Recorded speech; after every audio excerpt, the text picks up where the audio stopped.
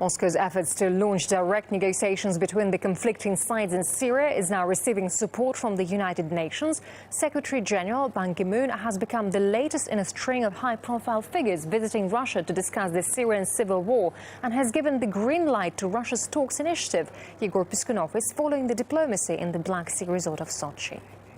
UN Secretary General and Russia's foreign minister announced that they completely agree that the conflict in Syria has to be resolved without any foreign military intervention and with the full respect of Syrian sovereignty and territorial integrity. At the same time, Mr. Ban Ki-moon supported the idea of this joint conference, which would involve both the Syrian opposition and the authorities. However, the two diplomats also listed some of the key stumbling blocks. At the moment, first of all, the opposition is still very divided, and it's unclear who can represent it as a whole at this conference. Secondly, according to Foreign Minister Lavrov, it would be nice to see all the regional players that are taking part, including Iran and Saudi Arabia, which may cause problems with Washington. Prior to meeting with Ban Ki-moon, in his interview, Sergey Lavrov said that, well, if the Syrian authorities are ready to take part in this event, then the rebels are still making preconditions.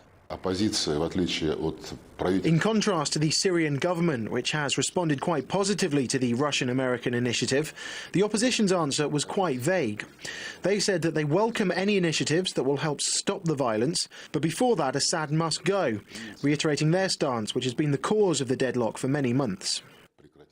Ban Ki-moon's visit to Sochi continues this diplomatic marathon that's been happening recently. Russia was earlier visited by U.S. Secretary of State, the Prime Ministers of Great Britain, Israel, and other officials, with Syria, of course, dominating the talks. However, some problems still remain. For instance, with the United States, when John Kerry visited Russia, it seemed that they were completely on the same page with Moscow, but as soon as he left, he started again calling for President Assad to resign and promised to increase the support of the rebels, which was just recently backed by President Obama. So definitely a lot to talk about for UN Secretary General, as he's still set to meet with the Russian president later on Friday. Of course, we'll be bringing you all the details as it happens.